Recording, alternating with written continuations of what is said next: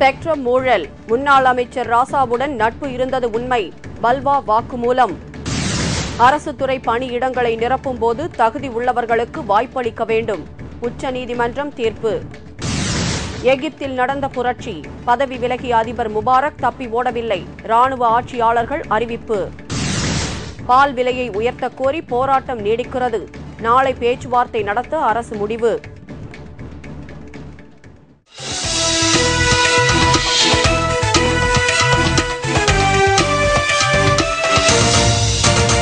வணக்கம். விரிவான செய்திகள். 2G ஸ்பெக்ட்ரம் வழக்கில் கைது செய்யப்பட்டுள்ள முன்னாள் அமைச்சர் ராசா மற்றும் பல்வா ஆகியோரின் சிபிஐ காவல் நீட்டிக்கப்படலாம் என்று எதிர்பார்க்கப்படுகிறது. முன்னாள் தொலைத்தொடர்புத்துறை அமைச்சர் ராசா, ஸ்வான் டெலிகாம் நிறுவனத்தின் தலைவர் பல்வா ஆகியோரை 2G அலைக்கற்றை ஊழல் விவகாரம் தொடர்பாக சிபிஐ கைது செய்து விசாரணை நடத்தி வருகின்றனர். இந்நிலையில் அவர்களிடம் நடத்திய விசாரணையில் மேலும் ஒரு தனியார் தொலைபேசி சேவை நிறுவனத்திற்கு தொடர்பு இருப்பது தெரியவந்துள்ளது. இதையடுத்து அதன் தலைவர் சட்டத்திற்கு புறம்பாக எந்தவொரு செயலையும் தன் நிறுவனம் செய்யவில்லை என்றும், அவ்வாறு செய்ததாக குற்றம் சுமத்தப்பட்டால் அதற்கு தகுந்த விளக்கமளிக்க தயாராக இருப்பதாகவும் கூறியிருக்கிறார். மேலும் ஸ்வான் நிறுவன தலைவர் பல்வாவிடம் நடத்தப்பட்ட மற்றொரு விசாரணையின் போது தனக்கும் முன்னாள் அமைச்சர் ராசாவிற்கும் நட்பு இருப்பது உண்மைதான் என்றும், அவரிடம் தென் மாவட்டங்களில் ஓட்டல்கள் நடத்துவதற்கான உரிமம் பெறுவதற்காக ராசாவின் பங்குதாரரும் பினாமியுமான சாதிக் பாட்சாவிடம் தான் உதவி கோரியதாகவும் பல்வா தெரிவித்திருந்தார். இதனிடையே இன்று மீண்டும் சிறப்பு நீதிமன்றத்தில் ஆஜர்படுத்தப்பட்டுள்ள ராசா மற்றும் பல்வா ஆகியோரை மீண்டும் விசாரிக்க சிபிஐ கால அவகாசம் கோரியுள்ளது. அவர்களின் கோரிக்கையை சிபிஐ நீதிமன்றம் ஏற்று ராசா மற்றும் பல்வா ஆகியோரின் காவலை மேலும் நீட்டிக்கலாம் என்று தெரியவந்துள்ளது. அரசு மற்றும் அரசு துணை நிறுவனங்களில் பணியிடங்களை நிரப்பும் போது தகுதியுள்ள அனைவருக்கும் வாய்ப்பளித்து வெளிப்படையாக தேர்வு செய்ய வேண்டும் என்று உச்சநீதிமன்றம் தீர்ப்பு கூறியுள்ளது.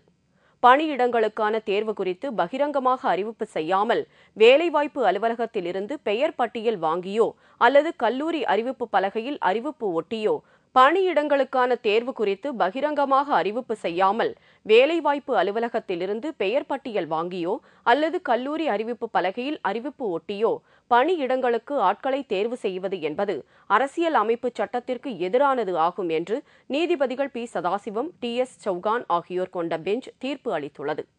அரசு உதவி பெறும் கல்லூரிகளின் விரிவுரையாளர்கள் ஊதிய உயர்வு தொடர்பாக ஒரிசா அரசு தொடர்ந்த வழக்கில் உச்சநீதிமன்றம் இவ்வாறு தீர்ப்பு கூறியுள்ளது. அதிபர் பதவியிலிருந்து துரத்தப்பட்ட முபாரக் நாட்டை விட்டு வெளியேறவில்லை என்று அந்த நாட்டின் பிரதமர் அகமது ஷாபிக் தெரிவித்துள்ளார். கடந்த 30 ஆண்டுகளாக எகிப்தின் அதிபராக இருந்த ஹோஸ்னி முபாரக்கை அந்நாட்டு மக்கள் போராட்டத்தின் மூலம் பதவியை ராஜினாமா செய்ய வைத்துள்ளனர். இந்த நிலையில் அதிபர் முபாரக் நாட்டை விட்டு தனது குடும்பத்துடன் தனி விமானத்தில் வெளியேறிவிட்டார் என்று கூறப்பட்டிருந்தது. அவர் பதவியை ராஜினாமா செய்த பிறகு எகிப்தின் ஆட்சி பொறுப்பு அந்த நாட்டு ராணுவ கவுன்சிலிடம் ஒப்படைக்கப்பட்டது. அதன்பின் தற்போது அந்த நாட்டு அமைச்சரவையும் நாடாளுமன்றத்தையும் ராணுவ கவுன்சில் கலைத்துள்ளது. இதனிடையே எகிப்தின் பிரதமர் அகமது ஷாபிக் அந்த நாட்டு தொலைக்காட்சியில் உரையாற்றினார். அப்போது பதவியிலிருந்து விலகி தனி விமானத்தின் மூலம் நாட்டை விட்டு வெளியேறியதாக கூறப்பட்ட முபாரக் இன்னும் நாட்டை விட்டு வெளியேறவில்லை என்று தெரிவித்தார். மேலும் ராணுவ கவுன்சிலிடம் ஆட்சி ஒப்படைக்கப்பட்டிருப்பதாலும் நாட்டின் பொருளாதாரத்தில் எந்தவித பாதிப்பும் ஏற்படவில்லை என்றும் அகமது ஷாபிக் அப்போது குறிப்பிட்டார். பாலுக்கு கொள்முதல் விலையை உயர்த்தி வழங்கக் கோரி பால் உற்பத்தியாளர்கள் தமிழகம் முழுவதும் தொடர்ந்து 8வது நாளாக இன்று போராட்டத்தில் ஈடுபட்டனர். இதனால் பால் விநியோகம் கடுமையாக பாதிக்கப்பட்டுள்ளது. பால் கொள்முதல் விலையை உயர்த்தி வழங்க வேண்டும், விவசாய இடுபொருட்களுக்கு மானியம் வழங்க வேண்டும் என்பது உள்ளிட்ட கோரிக்கைகளை வலியுறுத்தி பால் உற்பத்தியாளர்கள் திங்கட்கிழமை முதல் தமிழகம் முழுவதும் போராட்டத்தில் ஈடுபட்டு வருகின்றனர். மேலும் சாலை மறியலில் ஈடுபட்ட பலர் கைது செய்யப்பட்டுள்ளனர். பசும்பால் விலை லிட்டருக்கு 5 ரூபாயும், எருமைப்பால் விலை லிட்டருக்கு 10 ரூபாயும் கூடுதலாக வழங்க வேண்டும் என்பது இவர்களின் கோரிக்கை. தங்கள் கோரிக்கையை வலியுறுத்தி விவசாயிகள் கறந்த பாலை சாக்கடையில் கொட்டும் சம்பவம் நடைபெற்றது. சில இடங்களில் சாலைகளில் பால் கொட்டப்படுகிறது. இதனால் பொதுமக்களுக்கு பால், நெய் கிடைக்காத நிலை ஏற்பட்டுள்ளது.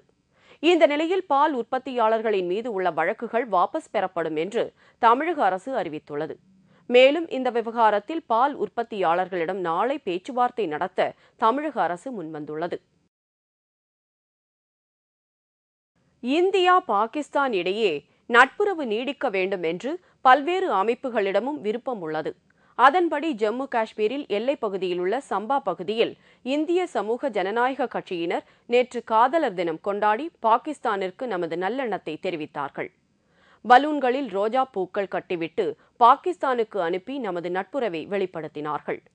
காஷ்மீரிலும் பாகிஸ்தானிலும் உள்ள இளைஞர்கள் வன்முறையை கைவிட வேண்டும், அவர்களது குடும்பத்தார்கள் அவர்களுக்காக காத்துக் கொண்டிருக்கிறார்கள் என்ற வேண்டுகோளும் விடப்பட்டது. अमन का पैगाम इसीलिए होता है कि आप जब किसी को प्यार से बुलाते हैं उनको प्यार से वापस आना चाहिए। और आज से बढ़कर हमें कोई दिन नहीं मिला, वैलेंटाइन डे है, और हमने कहा कि सरहद पे आके हम उनको बुलाएं ताकि यहाँ से आवाज उन तक ज्यादा पहुंचेगी और सरहदों के हम ये जितने हमारे मेल मिलाप हैं आपस में अच्छे हो जाएंगे और सरहद पे कोई जंग नहीं छिड़ेगी. வன்முறை களமாக இருந்த காஷ்மீரில் தற்போது அமைதி திரும்பியிருப்பது குறிப்பிடத்தக்கது. தலைநகர் புதுடெல்லியில் பெண்களுக்கு பாதுகாப்பு இல்லை என்பது கவலைக்குரிய விஷயம் என்று டெல்லி மாநில முதலமைச்சர் ஷீலா தீட்சித் தெரிவித்திருக்கிறார். புதுடெல்லியில் புற்றுநோய் மருத்துவமனை ஒன்றை திறந்து வைத்து பேசிய அவர், உலகத்தரம் வாய்ந்த நகரம் என்பது மாறி புதுடெல்லி தீவிரமாக கண்காணிக்கப்பட வேண்டிய நகரமாக மாறியுள்ளது என்று குறிப்பிட்டுள்ளார்.